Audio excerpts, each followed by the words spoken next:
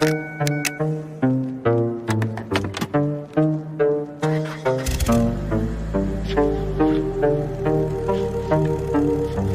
is the strangest thing. It's shorter than you think. No think.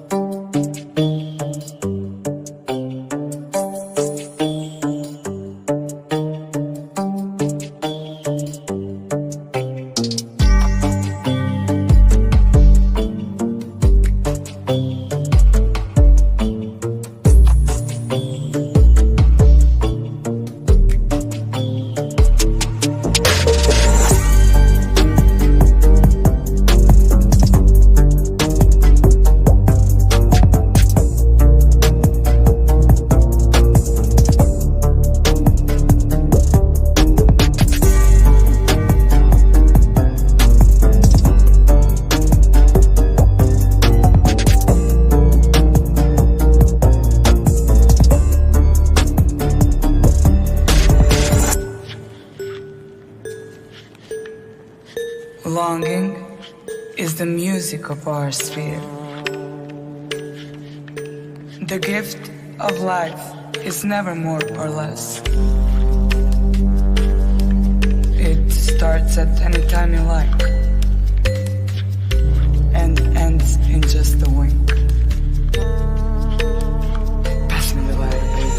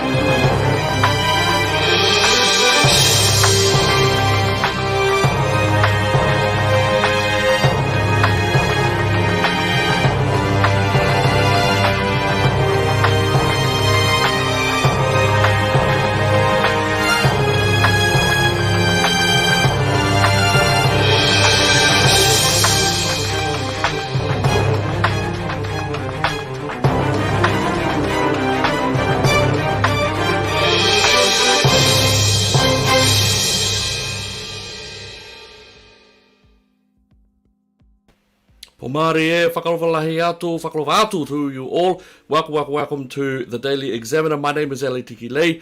I am here to help facilitate a discussion for those men and women and those young people who were out there on the front lines covering things from the convoy to the Freedom Village to the violence that occurred on both sides, and we want to get straight into it, and I just want to bring in just a couple of quick ground rules. First off, this is interactive. If you want to have a comment or have a question answered, pop it into the chat. We will do our best to answer you.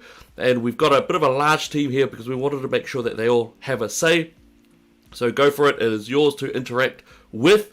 Also, we want to just give a big shout out to those who have donated to our page. Really wonderful. It helps us to keep doing these things that we don't have to take money from the government. Excellent. We want to thank you guys so much, and we want to be able to do something for you soon, but we'll see how that goes. In the meantime, I want to also bring in my fellow person here. This is Mel Taylor and Zara Taylor. Welcome. Whakawalahi atu. Right. And they're on mute. There we go. That helps. Hi, everyone. Thank you for tuning in. Awesome. And I'm going to bring in now Denise. Denise, how are you? Hi, I'm good. Oh, good. And next is John Taylor. You'll know him. G'day, John. Hi, guys. Hello. Oh. And next up is Nick McMahon. How are you? Yep. Awesome. Yeah, good, thanks. Awesome. Next we've got is Josiah. Hey, talofa. Wamai. Malo lover, thank you for having me. Oh, very good. And next of course, let's make sure I get this up there. Liao Tilsley. Liao, how are you? Leave the best till last. Hi, guys. Awesome. And there we go. And last but not least, Troy Allen. Troy, there we go. Troy has come up as a black spot. There we go. Oh, he's not there yet, but that's all right. We'll see if we can work out his video. Troy, can you hear us okay?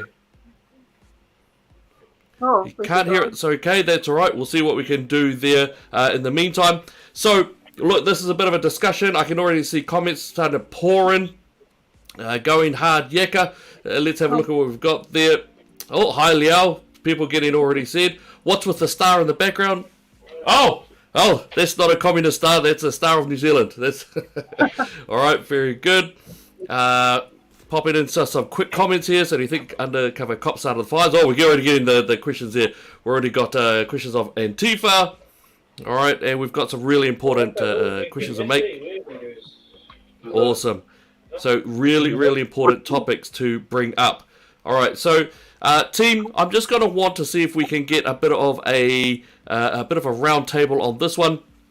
Each one of you had a particular aspect. If I can just get a minute from you each, just about your feelings on the whole convoy protest. We know it's not over, but we know that obviously massive things have happened. Can you please give us your take, just a minute of your feelings, your take, your observations, whatever you want there. So first up, let's have a look at Nick. Nick, what do you think? Right. Okay. Well, I made 4 trips down to the protest during the week, so I wasn't there for any weekends. And I found it just it was like New Zealand used to be, but better. And everyone was welcoming, everyone was shaking hands, fist bumps, hugs, just talking. There was no restrictions on, no social distancing, no masks. And so life was normal but better because of the community that had been built down there. It was really good, and it was just the police actions that were really sad, actually, and what drew me down there basically. The first one was I saw that on the 10th when they went in with the violence, basically George Floyd maneuver. They were pulling on some of the protesters on their head. I just dropped tools that day and a friend, and we went down there and we stayed for 2 days until the weekend. And just really enjoyed it. It was just a great place to be. Love it. Yeah, that's excellent. Thank you so much for that. John Taylor's also was there as well. John, just a very quick brief encapsulation of your thoughts and feelings. We'll definitely get into those other deeper topics a bit more into it. What is your first minute take, I guess? Yeah, thoughts and feelings. I went down with the initial convoy and was completely blown away by the support all alongside of the road and on the bridges, as everyone's seen.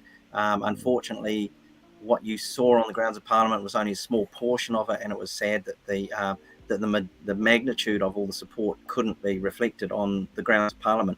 But it was colossal, and probably overall, I suppose my thoughts on the thing was pretty much dismay at the whole media coverage, the lies, the misrepresenting of everything, and the completely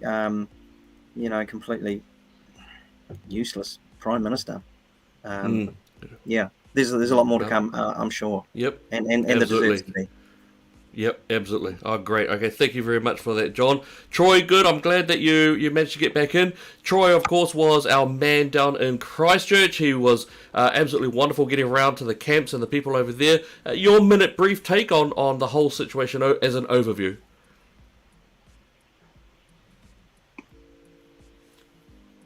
Oh, he may not be able to hear us. That's okay. That's all right. We'll see if we can switch over to Josiah. Josiah, what would be your take overview? Just 1 minute. I know we've got a couple of other things we need to talk to you about as well. Easy. Yeah. Well, I was actually there pretty much every day since the beginning. I'm actually a local, so I live 20 minutes down the road from here, from Wellington, and I was there every day, and I definitely saw what you guys have said before. I saw the vibes, I saw the love, I saw the respect, and I was there. I heard the stories of grief and the stories of pain, and that's why I was there, just to hear the stories and to listen to people, because there's so much heartbreak there. And what you saw there was heartbreaking and joy at the same time, because we knew we weren't alone. And obviously it's just sad to see what happened, but I'm hopeful. I'm hopeful for the future, and I'm just happy to see it. And I was proud to be there. And it's not finished. It's not the end. It's just the beginning. So we just gotta hold the line, eh? That's what they've been saying. So, yeah. Awesome. Well said. Thank you so much, Denise. You're also a bit of a Wellingtonian local, my understanding is. So, what about yourself? Well, I was there the day that the police formed the line and basically pushed into the crowd, and it was interesting, like capturing that from the other side, from the citizen side, because you could actually walk along and capture the faces of everybody, including the police, and it was, and so I decided that day I would try and capture the protest in black and white, which I actually did, and from that day, going back in later on in the week, it was incredible, the transformation. Like it was 2 days before I actually went back in from that initial day. And in that very short time, it had just expanded so much and become its own little village. And of course, it ended up being called Freedom Village. So it was the first time for me reporting on something like that. And it was what I found hard to do from a reporting aspect, and working for Daily Examiner and on that proviso was that you had to try and remain neutral and report from a neutral standpoint, allowing people to tell their stories and things. So that was a really hard thing for me to do. Yeah, but it was great. Oh, well said. Beautiful stuff. All right, and of course now we have the lovely Mel and Zara Taylor. Hi. Yourselves. So we went down I took my daughter Zara down and my son Nathaniel, and we went down on the weekend where it was really, really wild, atrocious weather, and it didn't matter. It didn't face the people. They just kept going. The vibe was incredible. The atmosphere was amazing. You can have any really large group anywhere, and there is always going to be the odd one. The one that may cause a bit of trouble, but anybody that even looked like they were going to cause trouble, they were sorted out in an instant. No, it was really powerful. I think Zara did a little jig with one of the police officers, didn't we? Yeah, I danced with one of the police officers, which was cool. Oh, great one. Zara, from yourself, a quick moment's sort of overview from yourself there? Honestly, it was really insane to be down there. It was so jam-packed with people, and there was so much noise going on, but I could feel how everyone was really nice in a way. Everyone would come up to you and give you a big hug and be like, hi, why are you here? Do you support this? And they were just really sweet, and there was so much love going around, and it was amazing. I loved it down there. Oh, well said. Beautiful. Well said. And last but definitely not least, Liel Tilsley. Hey, the famous one. Hey. Not really famous. Hi, guys. I've missed you. I've missed doing lives with you all. I was there for a majority of the time. I went there because I felt like there needed to be honest reporting. I was on the bridge with everyone else watching the convoy going down, feeling a little bit jealous, but ended up coming down anyway, and being able to be your eyes, debunking a lot of the lies that were coming from media, from the government, being able to go to each of these places and show everybody exactly what was the truth.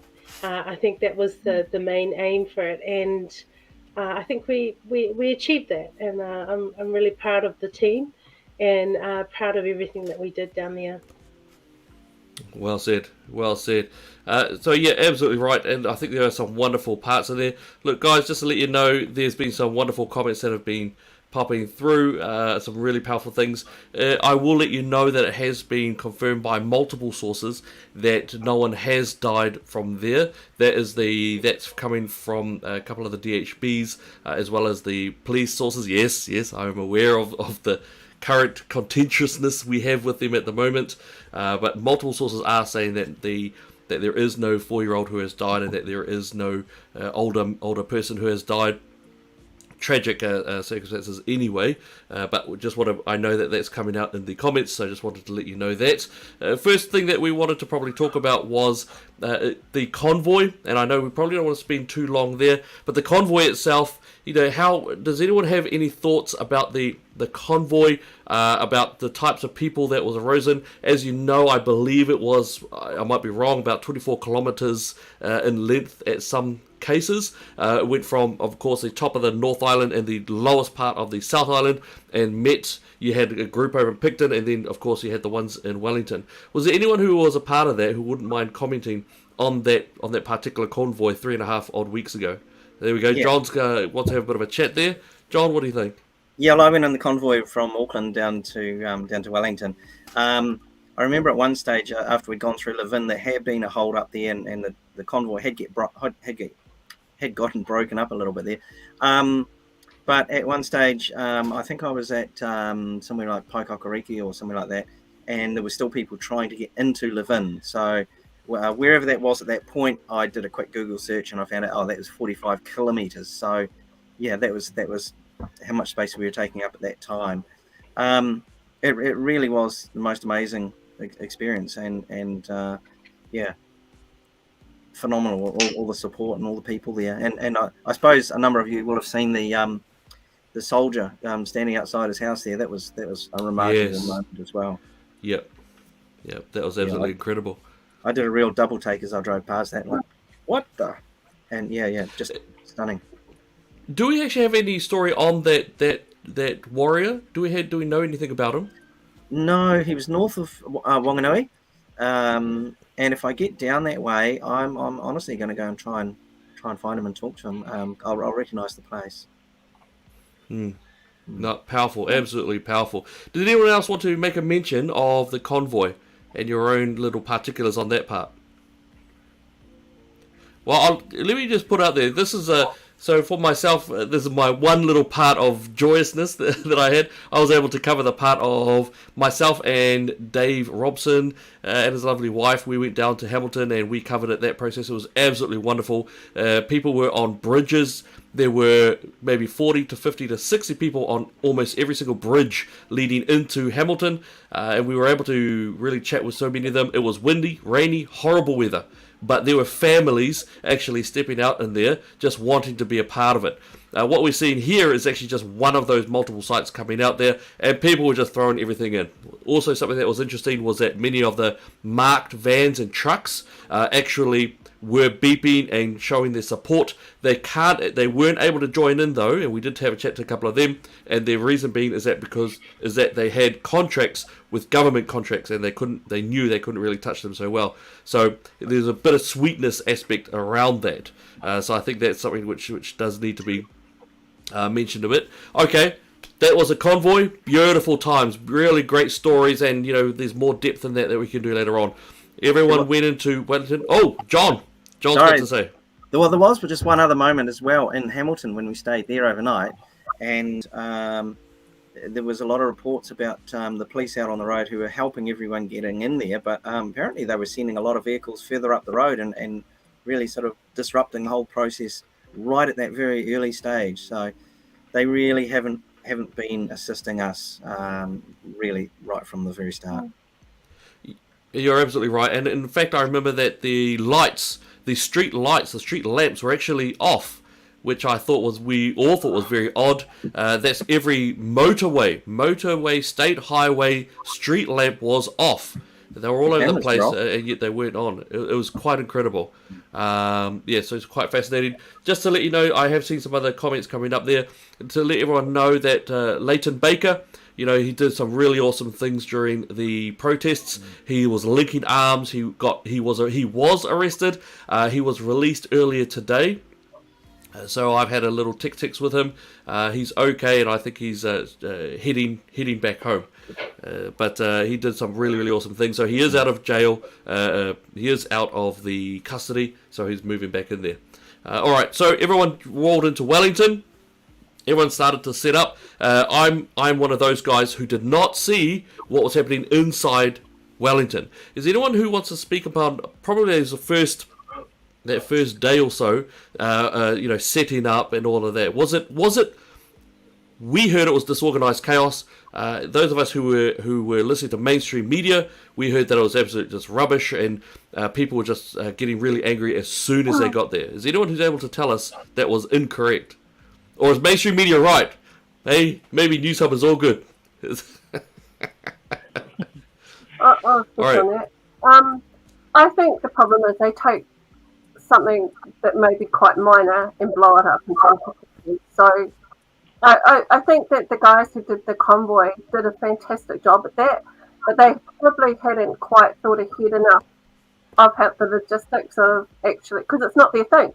So they called on those who could do that, and they did a good job, and it was all set up and ready to go when they all got there. So, yeah, like I say, I think mainstream just took that and ran with it, really. Right. Yep. From the get-go, it did seem to be that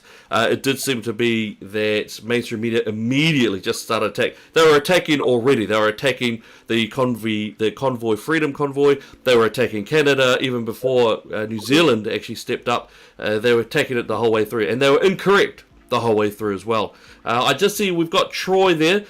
Troy, can you hear us okay? Yeah, brother. Awesome. Troy, did you just want to give us your 1 minute take on how you viewed things? Just a quick overview before we move on. New Zealand's in trouble. We are governed by a tyrannical government, and our systems need to change, and they do not represent the people. And what we've seen, particularly in the last 20 days, has been catastrophic, where our police have attacked peaceful protesters, and under the Bill of Rights, Section 16, we've got a right for peaceful protest. And unless we change things, Elliot, unless we win this fight, we lose it for generations. So these dire times, many of us have been speaking about them for a while now, for years. And so it's a real privilege to be in these types of discussions to bring this. Thank you. Well said. Absolutely well said. And absolutely right, Denise. I'm hearing you as well. Really, really strong there. Okay, now I just wanted to have a look there. There's also a few other things. People are asking, "Wow, where's Chantel?" or "Where is Heka?" Of course, Heka is I believe he is the Wellington pastor, part of Destiny Church. Really good guy. He was able to calm the crowd down at one stage. I think he's a really awesome guy. Basically, we'll be having lots and lots of discussions and chats, and these are really important for us to be able to engage in those discussions and that korero. So absolutely right. In terms of Wellington, there's John. John wants to say something. Go for it, John. I've always got something to say. I just wanted to say a big thanks to Heka. He did manage to control the crowd. There were a few people that really stood out. One of the ones who will probably not get mentioned very much, but is a real legend, is a guy, and I don't know his real name, but he was on the radio under the name of Zappa, and he coordinated the convoy on the way down and did an amazing job. And I just want to say a big thanks to him. He was a legend. Oh, wonderful. Yeah, great run. really, really good to hear those sorts of names. I think that this is actually going to be one of those times. There's a lot of timeless photos. You know, you do have the Nelson warrior out there with his flag. You've got that beautiful those 4 or 5 freedom protesters in amongst that rain drizzling down with a silhouette around them. You've got some really powerful elements going on there. In terms of, so I want to get back into that those first couple of days there. What we do know is that there was some kerfuffle. Who was in amongst that? Is there any of us who were there for those first couple of days? Yeah. There we go. Ah, Josiah, were you there, Josiah? You do look like you were there. All right. Yeah. Josiah, what was happening? What was going on? Me? Oh yeah, nah. So I was there. I was there on the Wednesday after. I was gonna come on the Tuesday, but I got caught just doing some chores at home. So that's the life of a teenager, I guess. But yeah, I was there on the Wednesday, so the second day of the convoy, and I was there pretty much every day after. And when I got there, it was actually pretty calm. It was pretty peaceful. There was nothing crazy there. Everyone was chill. There was kids playing on the slide. And I'd say that was before the big crowd came in. This was the core group. And even though it wasn't a whole bunch of like leaders or wasn't super organized, the message was still clear to me. Walking in, talking to people, hearing what they were saying, the message was clear: drop the mandates. And I thought it was a good thing. The kind of organic leadership that grew out of it. It wasn't led by one person; it was led by the people. And it was cool to see. And I didn't see disorganized. I just saw an organic, real movement of people. And that first day, it was cool. That first day I was there, that Wednesday, and nothing popped off really until the police came out with their line, and started pushing us off the forecourt. That's when the violence started. So, honestly, it wasn't until they came, it kind of, that's when it started going down. But it was good for us the majority of the time when the police were involved. So yeah. Interesting. Yeah, well said. Of course, yes, that's right. We did have those elements where the police were starting to engage in a really, really strong way. They were trying to push people off the court. They also seem to adopt a step forward. Anyone at all resists and then pull them out type of scenario. That's what it seemed to me. And I think perhaps that was quite a bit of a precedent. I don't know if that was a precedent, but definitely since 1981, I don't think we saw such an escalation. Now, what we've seen here, of course, is that one of those first real days of violence by the police, and the protesters very calm, very peaceful. This is also where we saw the young man who had his head basically pushed down into the earth. We saw people being ripped out. We had someone being really a broken sternum was involved in that case.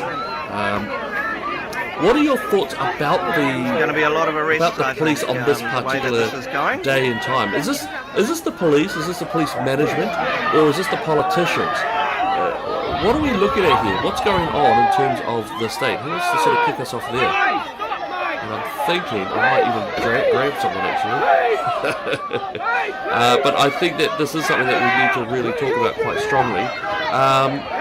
Tell me, Mel, you've been involved in some protests before, you and Zara. Can you tell us, what did you feel about seeing the police do this sort of thing? Show some compassion and understanding. I think it's terrific. I think we're really, really calm because we have to, and it just escalated so quick. And the other point is that we didn't go after that. We went in, it escalated, people got hurt, and all of a sudden they got killed. Yeah, no, absolutely. Liao, what about you? I know that you're really empathetic. You really have a strong sense of the people there. This is peaceful. This is a very peaceful sort of area where they're just trying to resist. And I am reminded of Dr. King. These are very much tactics that he employed. But what do you feel in terms of the police response? And yes, this is on these early days. It's not about today and yesterday. But what do you think? So those of you who are just joining, there's if you can turn the obviously a volume large police up present on the here. video. Shame on you. Oh, the video on? Yeah. Oh, the video shouldn't even be on. All right. Thank you very much for that. There we go. One of the things that I saw earlier on, before I even went down, was what this is doing is it's exposing, I guess, the authority of the police.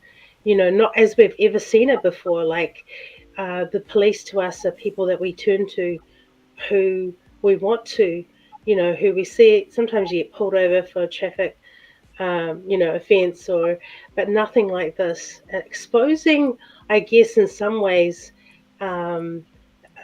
Something not like what we've ever seen before.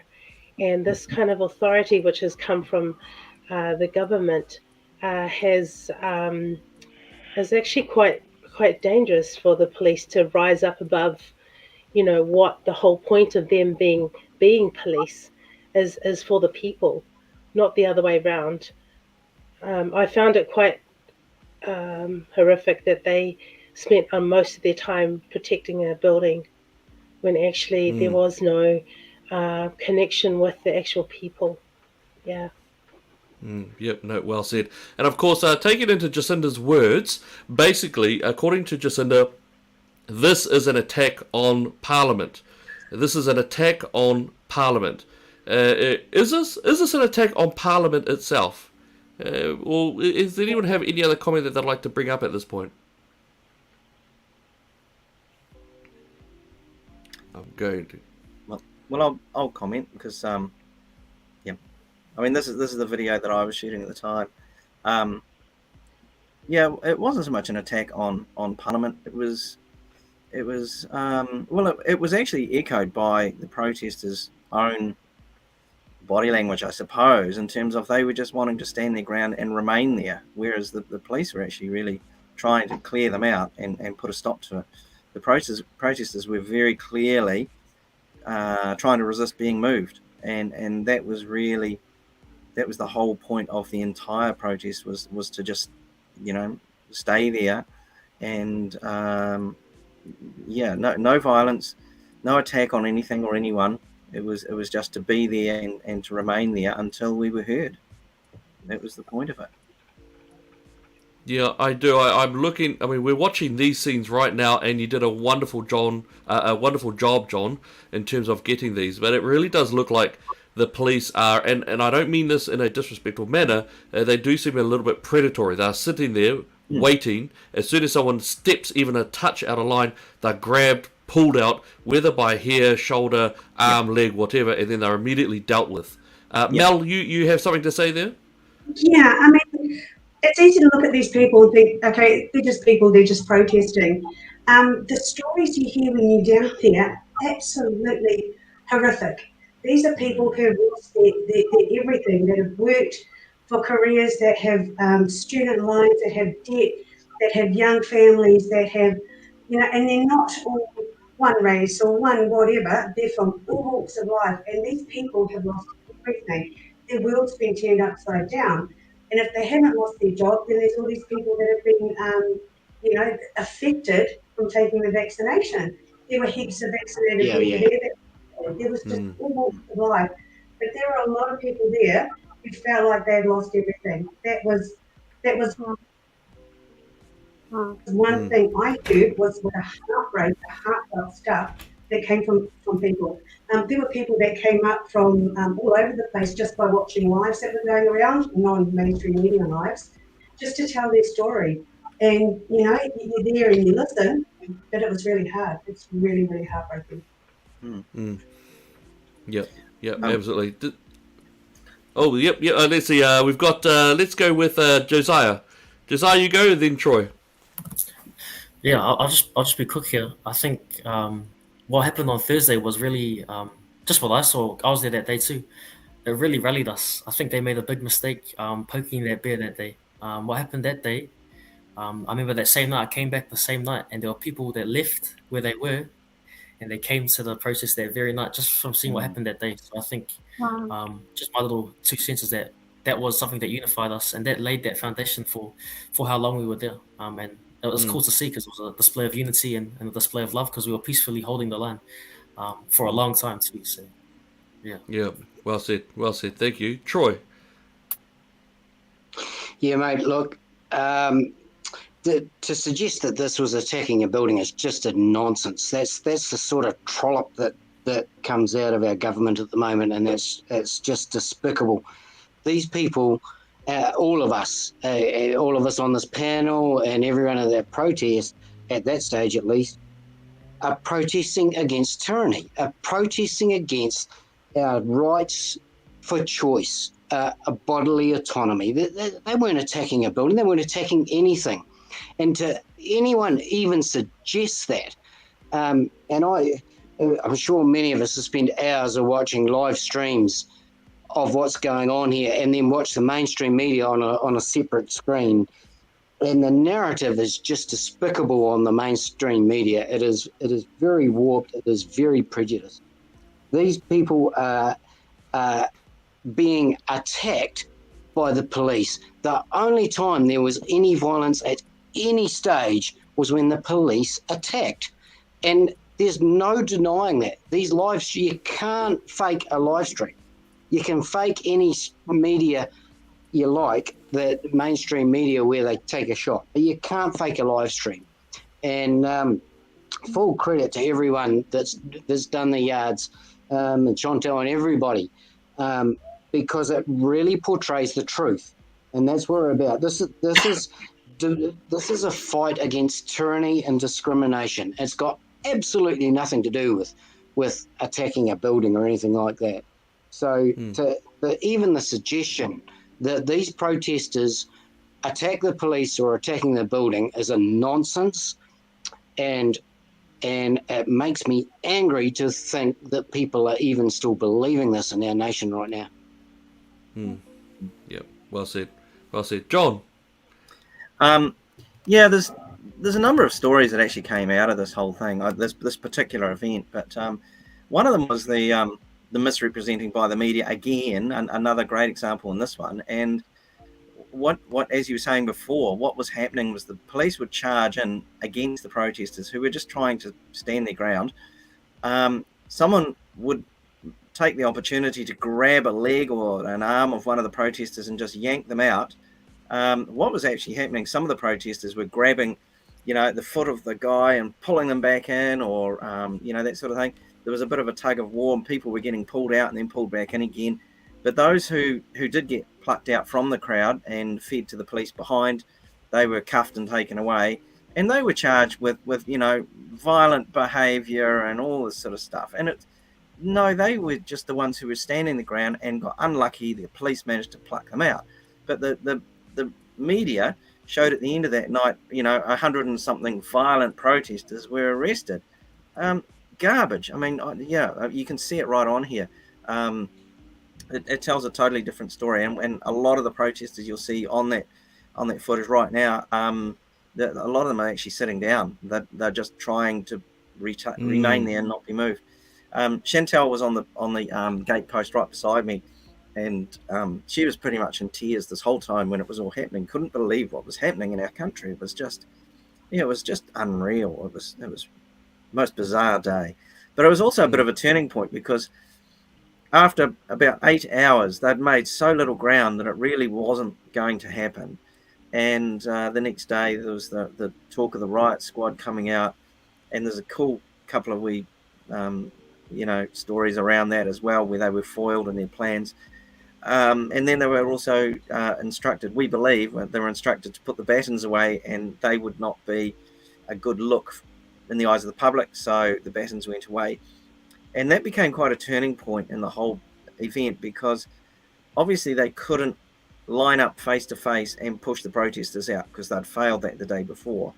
Now they were also being told they couldn't use force, not excessive force with the batons and so on. So at that point it was fairly clear that, okay, we were going to be there for a wee while, but obviously something had to change at some point, and Jacinda had no intention of talking to the people who she represents, supposedly. We ended up with the situation we had the other day. So, yeah, shocking stuff, but there's a lot of stories to be told in there. No, well said. And look, just to let you know, I'm seeing some of the comments there are also talking about what people are referring to as plants or Antifa. Antifa, of course, is the name anti-fascist. It has, however, unfortunately shown that the Antifa so-called groups are actually more fascist than anything else. They do seem to enjoy violence and just conducting an anarchistic behaviour. I don't know if they were actually involved in anything in that area, but I know that there are some great concerns that there were some groups who were just basically hijacking the group there. Now, you're absolutely right. This was where the police realised real quick fast they had lost the PR battle. Look, there they go, just basically rolling in. And this is actually one of those fascinating, really disturbing sort of tactics that they engaged in. At this part, they were not in full riot gear, but they really were just being quite ruthless in it. I mean, those people are being dragged, just as you said, John, legs, arms, just being pulled out quite brutally. It's quite incredible. Those and a lot of the people there are just trying to shove arms away. They're not attacking. They're not violent. And just like you said, and just like you said, Troy, you can't fake the live streams. It doesn't work that way. Right. So that happened, and that was something which occurred. And then, of course, things actually calmed down. The police decided to relax a little bit, and then sprung up. I don't know. I'm not sure exactly what to call it. I've heard it described as quite a few things. Liao, what would you describe what happened next in that moment of peace, where the police had realised that they'd overstruck themselves and they'd become more brutal and violent? But what happened? What did the protesters do? I'm not actually sure because I wasn't actually there during that. Is that the first time on the Thursday? Was it the Thursday we're talking about, or just how many times I've done it? Are you talking about? Sorry, are you talking about when the police backed away? Yeah, when those police backed away. That's what I mean. It allowed a little bit of breathing space. Yeah. When you did all your amazing lives, Leo, and just talking to people and being with people and volunteering for your time to report. I think what Elliot's referring to is when the police retreated and backed away from that, and all the crowd clapped at them. For retreating. Yeah, I think for them it wasn't sort of a victory thing. I think for them it was just like, this might be another step for us to, for the police to have a little bit of empathy. I think the protesters, as I've met and chatted with them, were it'd be so good if the police were on our side. It'd be so good if they were able to just show a little bit of humanity, which we have seen in some of the photos, but not on a large scale. So I think them backing away was this sense of maybe they're on our side, maybe they are starting to touch the humanity side of them to be able to go, this is not what we're meant to be doing here. As police, this is not what we're meant to be doing. We're not supposed to be glorified security guards, which they became pretty much during that time. Oh, well said. Well said. I mean, we do know that Trevor Mallard, of course, he basically went full child syndrome. He put on the water sprinklers, the music, loudspeakers, extraordinary scenes, something I don't think I've ever heard or seen of in my lifetime. And we've had some shockingly bad politicians, but I think Trevor Mallard really took the cake for being an absolute child in the way in which he dealt with things. He nearly seemed like he wanted to trigger off the groups of people. Does anyone have any thoughts about the Speaker of the House of Trevor Mallard, and maybe some thoughts around him and what he was like? Maybe some of his decisions? Mel. It was sorry, Sarah's hysterical. It was so utterly pathetic, like absolutely pathetic.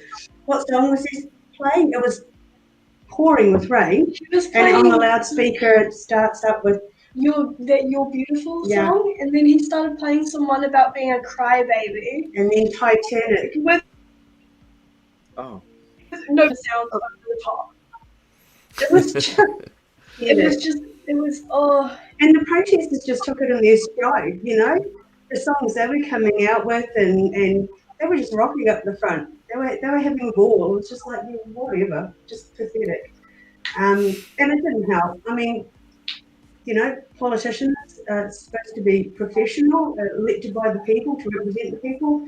Oh my gosh, he was so far removed from reality, and he made an absolute dork of himself. Well said. Does anyone else have any interesting thoughts on Mr. Mallard? Oh, there we go. Troy's Troy. Sorry, buddy. I've just been quiet Go for for it. far Go too for it. long, I think. Look, any politician in the world, but particularly in New Zealand, that institutes psyops on its own people has no place.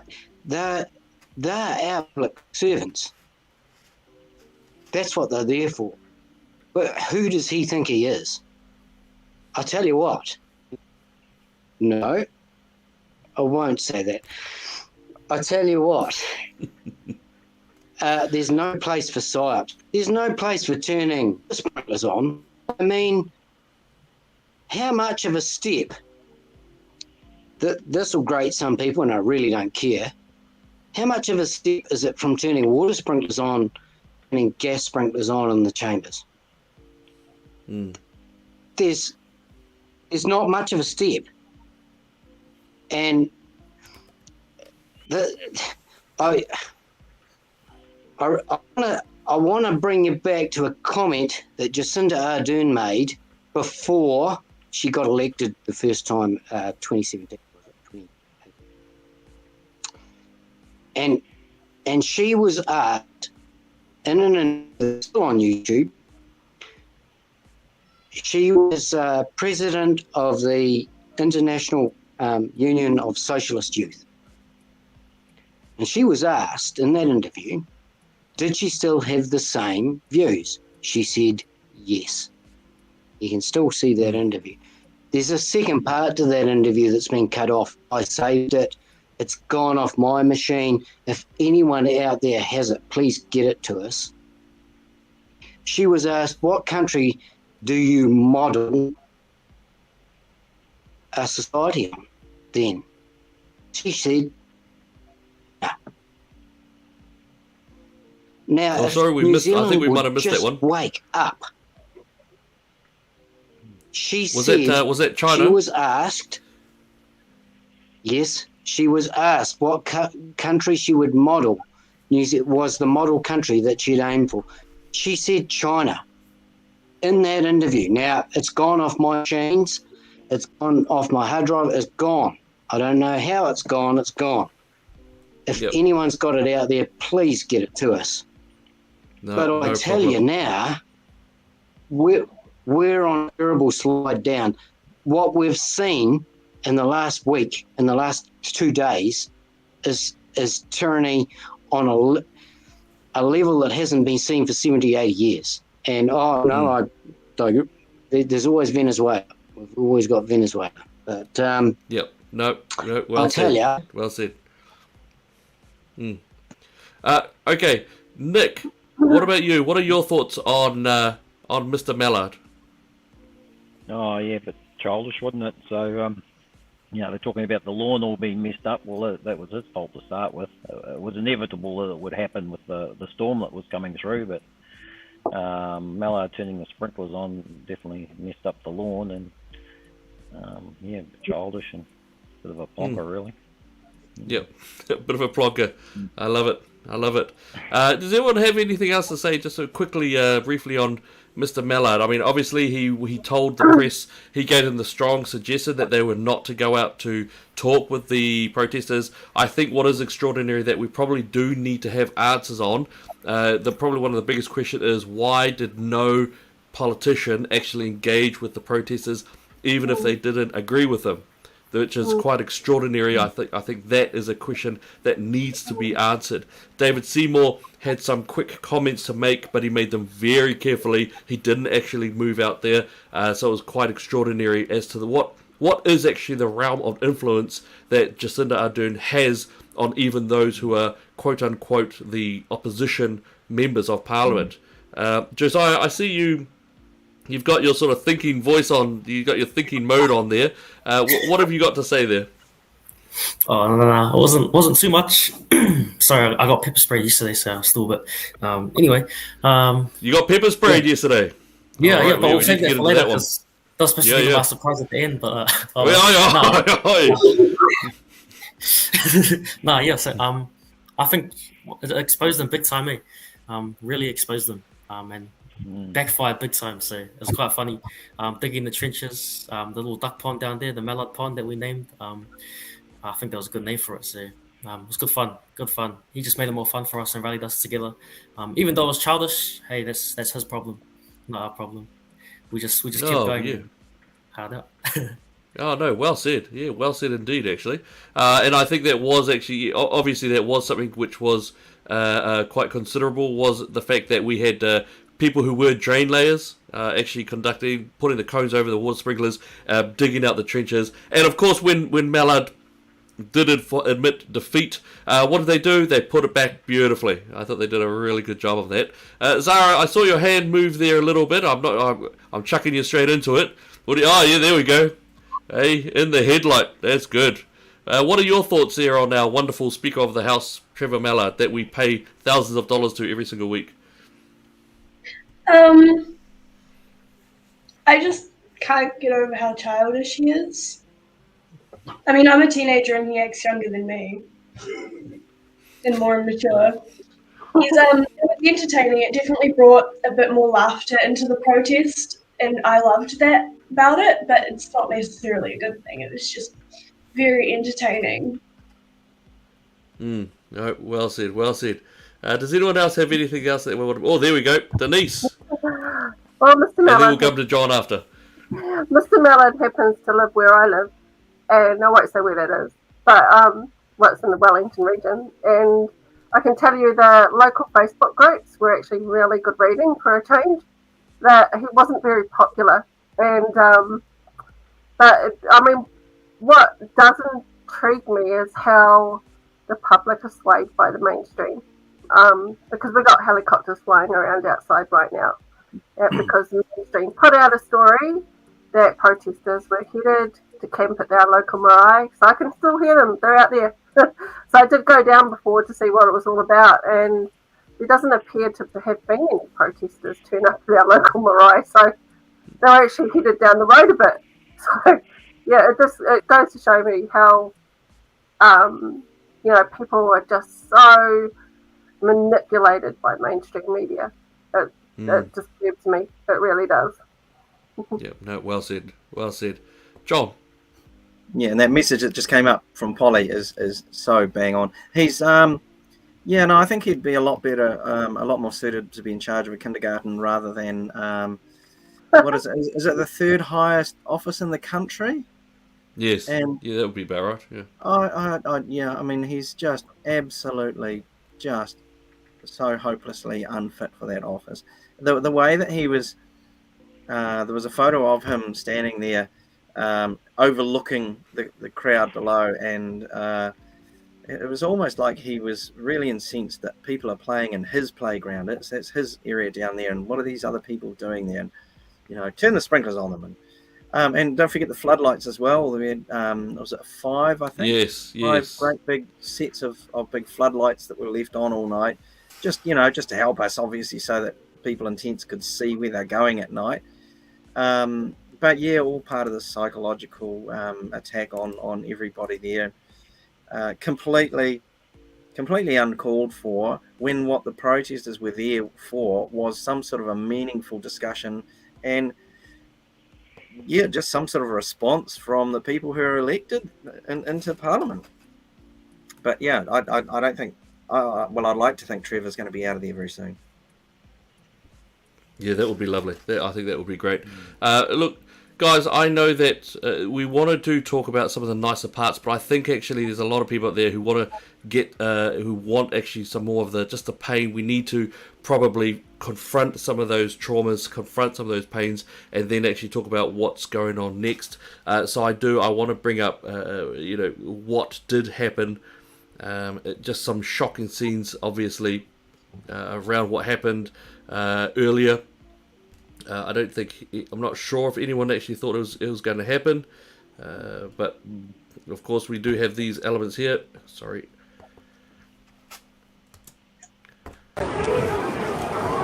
And, you know, I'm not sure exactly how to sort of put this.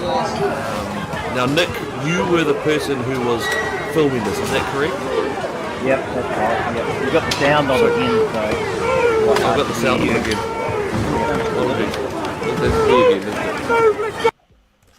There. Yep. How's that? Is that better? Yep. Great. Yep. So That's Nick, my can tent. you look? What was it? Oh, there's your tent. There's Yeah. my tent right up the top there. Oh, jeez, there we go. Right. I mean, it looks like chaos. Tell us what was going through your mind. What was happening? What was going on? Yeah, well, I mean, we were expecting that. We'd seen what they'd done down the other side. So I got there. I went through the night, and I got there about 3 o'clock, and then went down about 5:30. I parked just around from Parliament, and could see that the numbers were building. Police going into the back entrance of Parliament, and the mainstream media were there. So I was sort of expecting something to happen, and that's why I was there, actually. I mean, they stole the toilet block, and that upset me enough to plan to go down, but I could see from some of the other posts that were going around that it was out there that the police numbers were building for something. So I was there, and we went down the bottom by the bus stop. The police just marched right round and come up the top end. So that's the top by, is it a church or a library? I'm not sure, but the protesters made it a church, a place of worship and healing and ministry. And the police had already cleared that area out by the time I got there, and then I just stood on that line basically till about midday-ish or into the afternoon, and then that's when all the riot police come up the top, and then they started just pushing on down from the top. And I just thought, well, I'm where I'm meant to be. I have to get my camera on. I was sorry I didn't quite get them when they rushed us. And that was because they had built up numbers up there before. They had brought a whole lot of police in and put them in a line as if they were going to rush, and then they backed the numbers off. And they were doing that all morning. So to actually know that was the time, I should have known, because it was the riot police this time with their helmets. But they've been playing games all day. So by the time I got logged in and got the thing going, they'd started rushing and fired a canister and were pepper spraying and pushing us down. And then right here where you're watching now, they pushed us into the other police line they had down the bottom, and they were going, move, and it's like, well, where to? Because they've pushed us. We've got police on both sides of us. You look like you got looks like you took a bit of a hit there. Yeah, I got a couple of bad hits with the shield. Nothing too major. It sort of knocked the camera off for a little bit, and I had to restart. That must be that there, and it sort of takes a little while for me to figure out and get back on.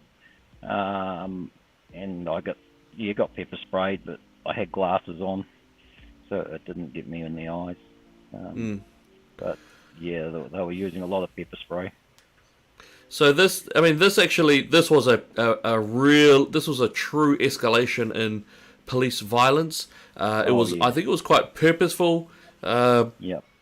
There was, I think now I'm going to use a word. I think there was absolute dickheads who were. I don't know, but it doesn't seem like they were part of the protest. The actual protest looks like there may have been some hangers on, but I have seen some attacks from people on police. I have watched that disgusting video of some of them throwing bricks and steel poles and anything at the police. I thought it was quite foul.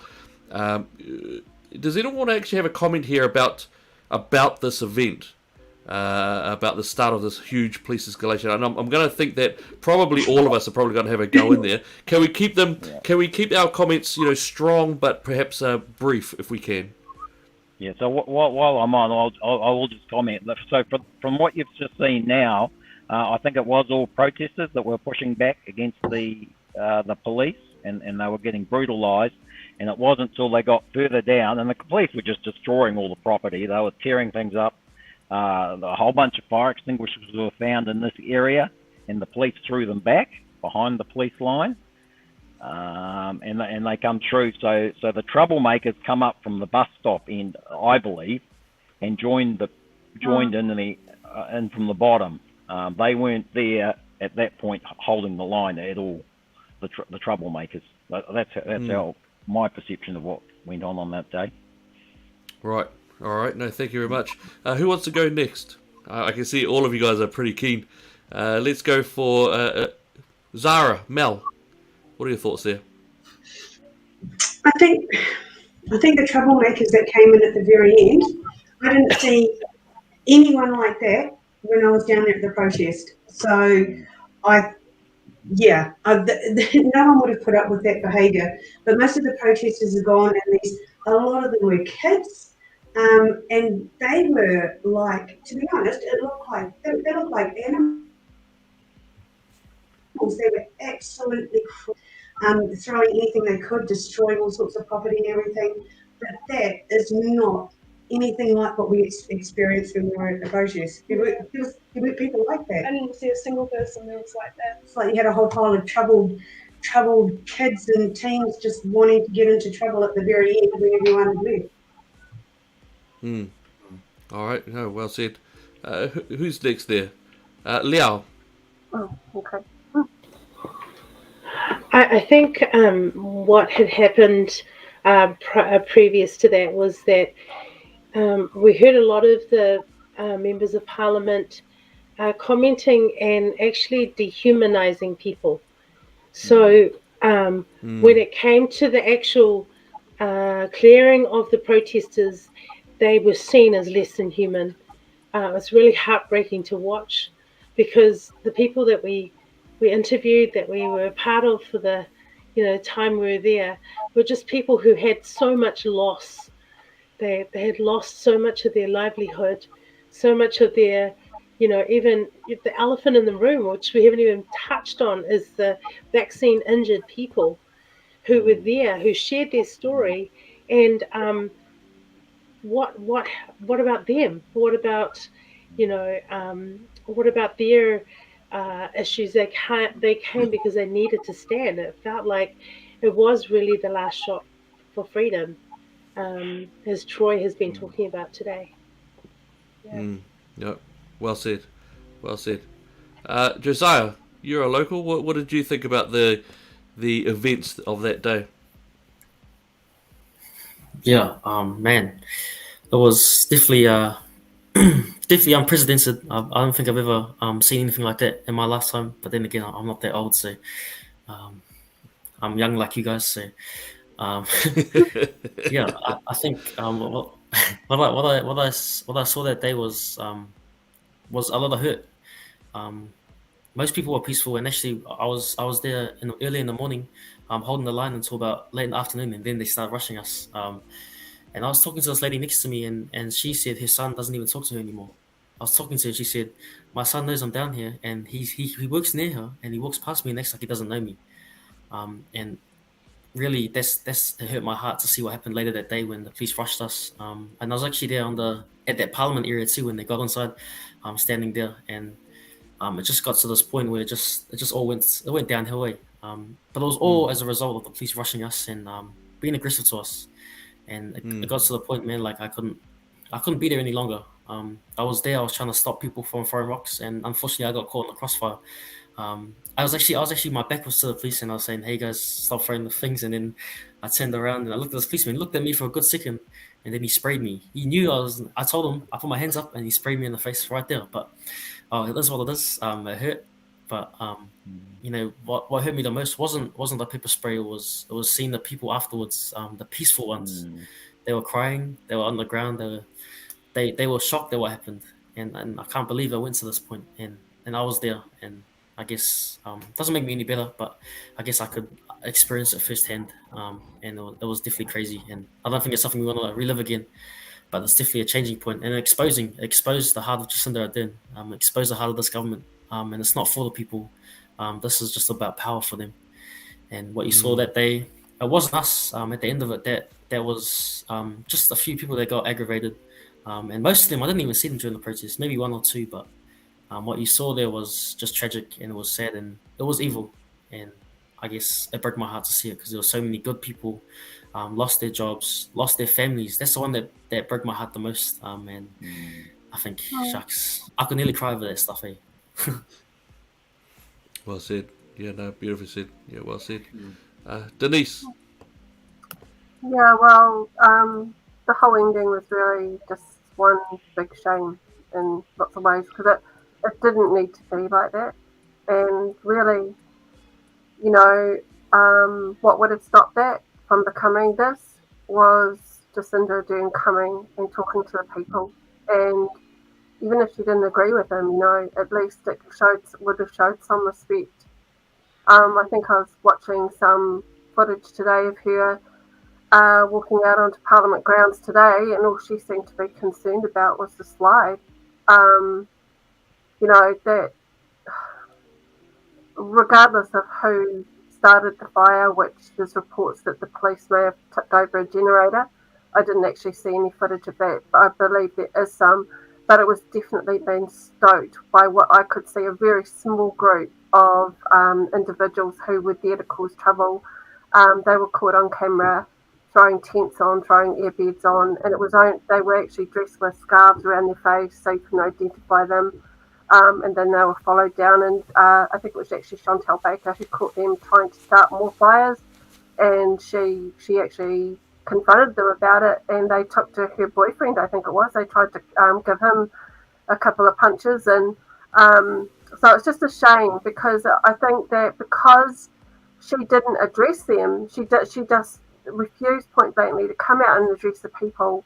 It kind of left the whole thing in a sense of where does this end, you know? So people they entrenched themselves there.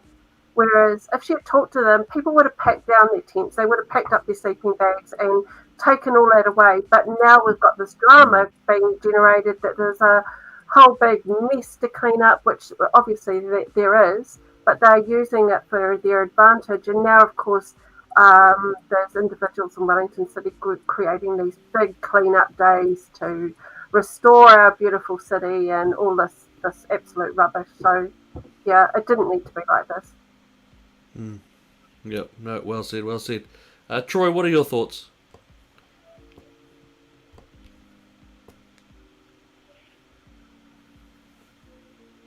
Yeah, mate, that technical difficulties. Look, I agree with everything being said. The saddest thing that was demonstrated here, there was obviously Antifa infestation at the latter stages of the protest, and apparently that was recorded on some Antifa social media pages. So look, once again, if you're a keyboard warrior and you care about your freedoms and rights, and you've seen them endorsing this behaviour, please record that, get it to us, because it's just not acceptable. It's tearing our nation apart, and the mainstream media and the government support this behaviour is tyranny. Is tyranny at large. And the other comment I'd make is this. I went down, so there was a live stream this morning at Cranmer Square in Christchurch, and I asked the lads down there what they thought about what happened in Wellington, and they said this: if the government won't address people, if they won't talk to us, they are telling us by their silence they're going to use force. And that was a profound statement. It's like I was dumbfounded. I'm like, oh, there's so much truth in that. If they're not going to talk to you, all they're going to do is beat you. And that's not a democracy. Well said. Thanks. Well said. Yeah, well said. John, what have you got? Yeah, well, just further to what Troy said, I think if a government would rather use force on the citizens rather than listen to them and discuss things with them, then I think really it's time for that government to be removed by however means. It's totally unfit. What I was going to say about the day when it all happened was that it seemed interesting that on the balconies of Parliament, there were, the mainstream media were all set up there and able to record from there. And when the police are actually pushing the protesters away from the media, the shots that the media is going to get is front on to the protesters generally, aren't they? So they're going to see aggression from the protesters, and it's going to, any aggression from the police is going to be well hidden. And I don't know if that was intentional. One can probably reasonably expect it probably was. It does kind of really help the whole one-sided story that's being put out there, and I'm just so constantly dismayed at what people are telling me about, oh yes, well, those violent protesters and that. And this Ardern woman, when she's on TV, she's saying the same things, the violent protesters, well, if they weren't engaging in illegal activities, we would have discussed things with them. No, they wouldn't have. And the illegal activities, just for clarification, it was putting up structures, it was putting up tents on the grounds. That was the illegal activities. So all the stuff about, so many illegal things going on there, and bunch of hoodlums and violent and all this sort of thing. Garbage, absolute garbage. If you cannot set up camp to stay for a while for a legitimate protest, and if the Prime Minister will not address her people, she needs to go. No, yeah, bloody well said. Yeah, well said. Is there anyone else who I've missed? I do apologise if I have. Just chuck up a head. Nope, but it looks like you haven't spoken on that one because. Elliot. All right, so yes. I just want to add once again to John. He's 100% right. And Section 16 of the Bill of Rights gives us the right to peaceful protest, and that doesn't prohibit putting up a bloody tent somewhere to do that protest. And New Zealanders have the right to protest against tyranny and against discrimination on mandates, on medical terms. There's nothing in our legislation ever that says we can't do that. And I really want to emphasise that point, particularly for the guys that are standing now around the country. Section 16 of the Bill of Rights gives us the right to peaceful protest. Putting up tents is a peaceful protest. It's not an occupation. It's nothing else. It's a protest. Cheers. Yep. Well said. And can I also add, how come the likes of Ihumātao, which I said completely wrong, and various other land occupations, they've been fine. The government's quite happy to go and write out some big checks and sort those out. This one, she wouldn't even freaking talk to us. Yep, absolutely well said. Yep, true that. Ihumātao, of course, actually, it was even done in a very sneaky way, which was they bypassed normal sense. They didn't actually. They knew they couldn't do a straight out deal, so they went around the side and did it that way. Highly nefarious, and of course, exactly as you've said, there were multiple MPs who actually did turn up on the site, and they actually engaged. I think it was the Greens mostly who were absolutely right there. So yeah, this one was extraordinary in that every single politician, yes, David Seymour included, actually didn't engage. They didn't engage, and I think that is extremely alarming, especially in an environment where you are supposed to have an adversarial opposition party. That's, I think, of extreme concern at all. All right.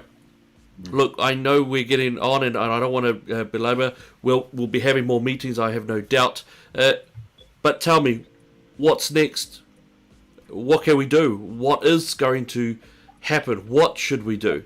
I'd love to hear your guys' thoughts as to where do we go next with this. We do know that some protests have popped around the countryside. We know that the police have also suppressed several of them. We know that Auckland was suppressed earlier today. Same with some of the other ones. Wellington has relocated, or some of the more core protesters have relocated somewhere else. But what do we do?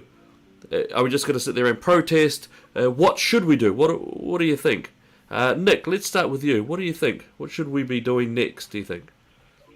Oh, gee, you got me there. I threw you in it. Oh, yeah, you threw me in it. I mean, one of the great positives from the 3 weeks is all the different freedom groups have been able to network down there and make contact with each other and understand each other's positions and where they're coming from and find the common ground. So we need to move on for that and work with that. The other thing that's been really great is we've broken the mainstream media. A bunch of more people now know that they're not getting any truth from there. And we've got all these other great media organisations like the Daily Examiner and Counterspin and Chantel Baker and others that have come on from just doing this protest, that are putting out some really good content and they're getting well known. So we need to make use of that and build on that to get the truth out. So yeah, I guess that's a good place to go. But exactly how all these groups are going to work together and to get a message out, we'll just have to see. Well, I guess we've got to protest in our local centres. That's a good way of doing that. Yep, no, well said. Well said. I'm just going to quickly just jump over here. Tesia has said, highlight my question is, when a mandates are lifted, what does it mean for the amendment to the COVID Health Act, came into effect April 1? Amendments that include government being able to lock down folk that are not vaccinated. Also mentions having enforcement teams. Yes, that's absolutely right. That's Section 11 powers that was released in 2020, I believe it was. Those were the first ones and has been expanded on since.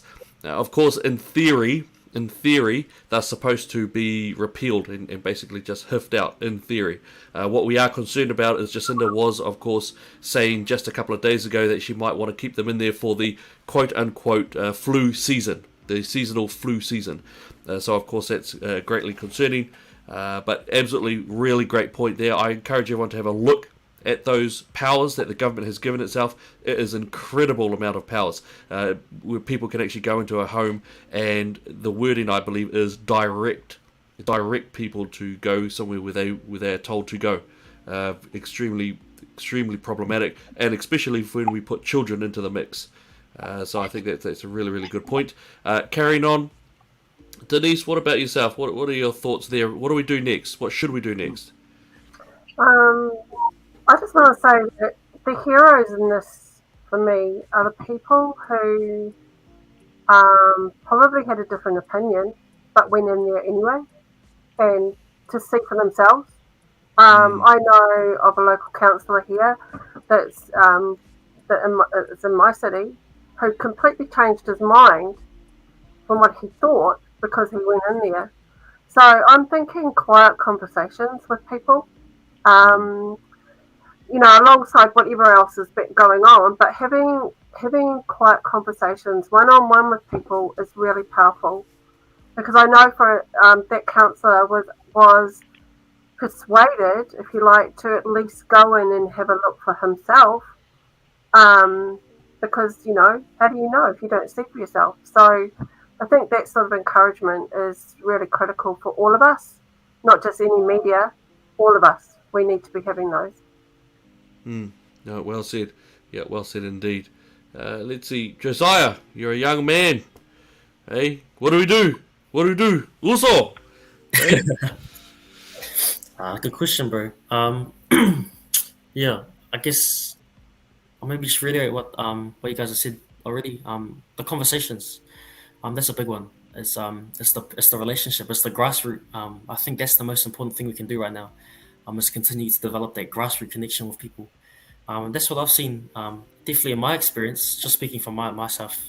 I've seen the most change in people when I can be honest and be kind with people, but speak what I believe and be bold about it. I think that's what my encouragement is coming out of this. We can talk about the whole protesting side of things, but I'm not like an organizer or someone high up in that stuff. But just me, like personally encouraging you, like just be bold and speak what you believe. Do it kindly, do it lovingly, but don't be afraid to speak it. And I think honestly, people respect it more when you're honest with them. Some people might reject you, but that's life, man. That's gonna happen. People won't understand. But if we can be understanding, if we can be loving, and if we can continue to talk to people, and respect people and speak what we believe, we're gonna see real change if we're bold about it and if we just continue to speak. Because for so long we've been silenced. For so long, we've felt like if we say what we're gonna say, we're gonna get mocked, all of that stuff. I've seen that. I've experienced it. When I've posted things, when I've said things to people, people have said, "Hey, you're clueless. You don't know what you're talking about. You and you mandate people. You're just wasting your time." People I know personally have said that to me. But on the contrary, what I've gained is so much better because I've been so bold about it. Not like in a bragging way, but because I've been able to speak it. People have come to me and said, "Hey, bro, I respect it. Even though I disagree, you've opened my eyes that there's two sides to it." And I think when we just engage in dialogue and we be understanding to them, they'll open up to us and they'll see the truth eventually. The truth wins in the end. In the end, we win, guys. It's gonna be exposed, but we just gotta hold the line, I guess. Yeah, sick. Well said. Yeah, there has been a few comments coming up who are recommending you for Prime Minister, so that's not too bad there, Mr. Josiah. Well done. That's Good luck. very good. Sick. All right. Liao. You know what? As we just have been thinking about this for a little bit, there is actually more power to us than you ever realize. There is more power to the people that I've seen over the last 20 days that I've seen in New Zealand for a very long time. And so I think we need to start taking back our communities. Our communities belong to us. We take them back because all we've done is we've been quite lazy. We've actually given our government, we've given councils, we've given them all our powers that we've had for such a long time. And it's time now for us to start thinking about where our families are at, where our communities are at, and take it back. Start your own markets.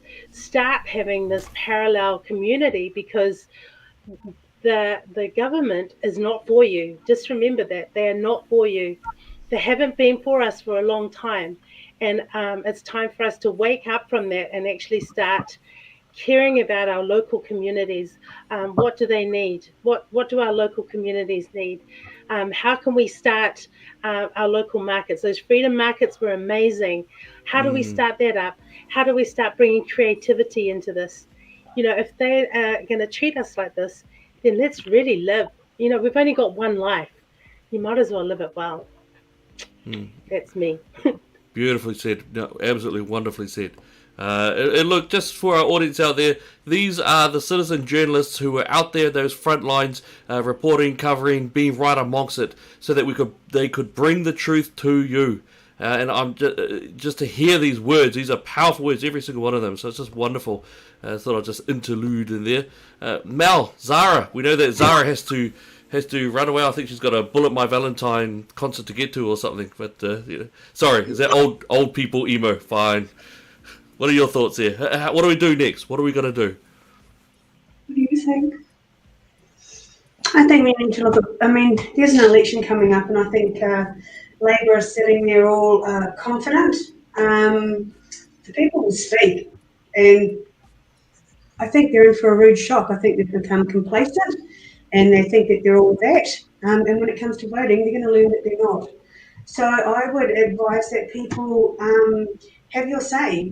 Look at your local councils, look at the policies people are standing for. Get unity wherever you can as well, and just all realise that you're not alone. Keep communication up like everyone else is here. Sarah, you'll be able to vote next election. Yeah, I can vote next election. Personally, I just think almost like continuing what everyone has been doing, like all of the convoys and the protests. I know they get shut down pretty quickly, but personally, I think they do make a difference. You get heard while doing that. So, in my opinion, I live in a small town. I could happily organize with people to get a small protest together in my town, and then that still makes a difference because it's such a small town and so many people see it. Well said. Yep. Great jobs. Yeah, activism, getting together people so they can actually engage in discussion. Absolutely wonderful there. I think we're missing one guy there. John, your thoughts. What do we do next? Apart from get you a cup of coffee. Yeah, I think there's a few things we need to do. I think the obvious problem that we're trying to attack at the moment is this whole story of the mandates and discriminating against people unfairly based on a vaccine that very clearly doesn't work and is quite ineffective. But so I think as far as action against the mandates go, I suspect we're going to see a whole lot more civil disobedience, and given that the elected officials are refusing to discuss or refusing to represent us, I think we are duty bound to to dig in our heels and cause civil disobedience. And I suspect there'll probably be a lot of pop-up things happening, whether it's stopping on the motorways randomly or signs going up everywhere, or I don't know. I suspect there's going to be a lot of random little things going on that are going to be designed to make ourselves known that we're still here. We're not. Who's putting that? Grab a coffee for John. Someone said that while I was up on that phone. It became a bit of a theme. It became a bit of a theme during your lives. It did.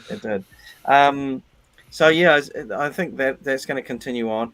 Beyond that, I think we have a much bigger problem with these people running the country at the moment, and I think Ardern is a very very dangerous and destructive person to have running this country.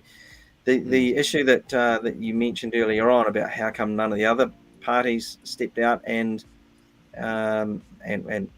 said anything or visited or basically refusing to do anything different from what Ardern had said. What has she got over them? What's going on there? Because it really is like we just don't have any opposition force at all. If there is an election, who in the world would we vote for? Because no one is making themselves known. No one's standing out and giving us a real alternative. Maybe after this last couple of days, maybe Leighton Baker's going to get back in there again, and I think he'll have a lot of fans. But we're really short of choice, and it's just bewildering that it would seem anyway that Ardern has sort of convinced all the parties to sign a bit of paper saying they will not go out and address the crowd. So yeah, that's scary enough on its own. What do we do? Yep. I don't know. Yep. Well said. Absolutely well said. And just for those guys who I can see some the comments coming out there in the section. Yeah, we'll be making sure that we engage with different parties so we can have a bit of debate and challenging them on any of their policies. New Nation Party is one that we'll be having to talk with. We will get someone from the National Party. We'll see if we can get someone from the Labour Party. We'll get all different types, all different guys from groups, so we'll have a nice little chinwag on things.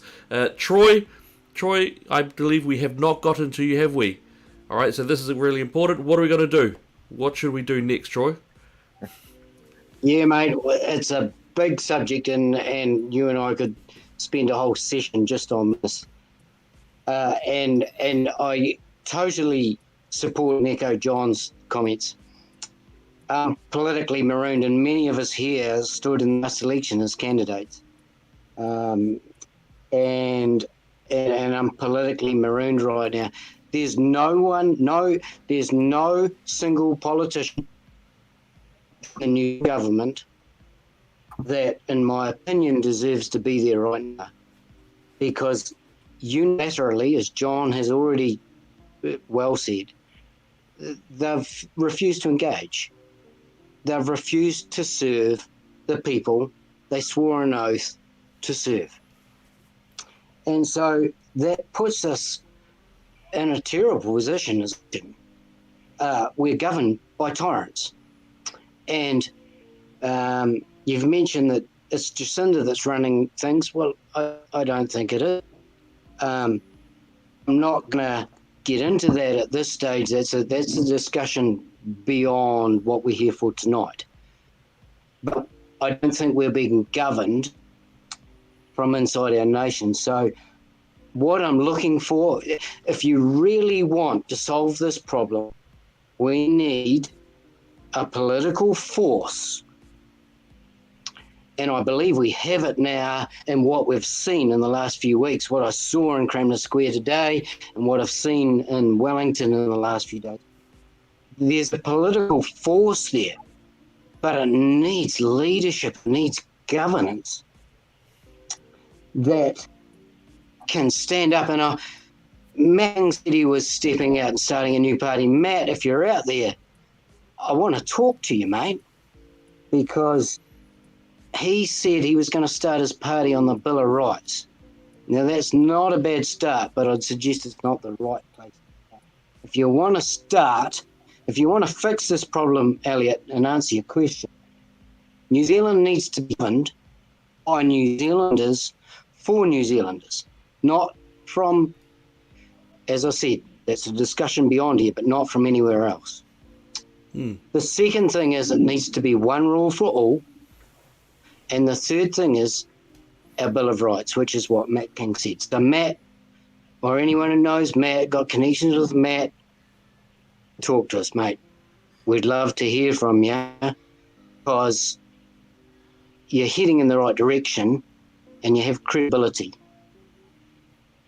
And we connect with people like Ms. Leighton Baker and others. It could be amazing what we could build, the momentum that's been created. Awesome. Simple understanding. We do have a constitution. I have a copy of it. A mandate, we're talking about removing mandates. Under common law, a mandate, under Black's Law Dictionary, mandate is only a legal term if the mandate consents. All we need to do is not consent, and this whole thing falls over. This is actually easier to fix than any of us can imagine, but we need leaders. Yep, awesome. We really need leaders. Thank you so much. Yep, well said, Troy. Excellent. So look, Troy, Josiah, Denise, Nick, Liao, John, Zara, Mel, and all of the rest of you guys, also all of those who were out there who were protesting in a way that brought mana and honour to the cause, those who stood up for freedom, those who sat in civil disobedience and were hurt, those who tried to stop those who are violent, whether they are Antifa, whether they were plants, whatever they were.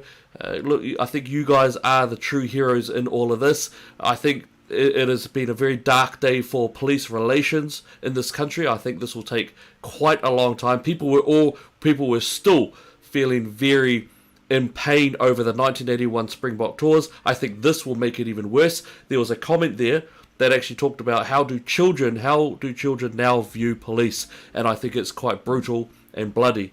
I think that's heartbreaking in itself, and I think we also have just as all of you guys have said, we've got a government now who has been the most dangerous government ever in New Zealand's history. Forget Muldoon. Muldoon's nothing compared to the I think growing authoritarianism and tyranny of this particular government. So, I think that April 25th this year will be very, very interesting. I really do, and I'm quite curious to see what might happen.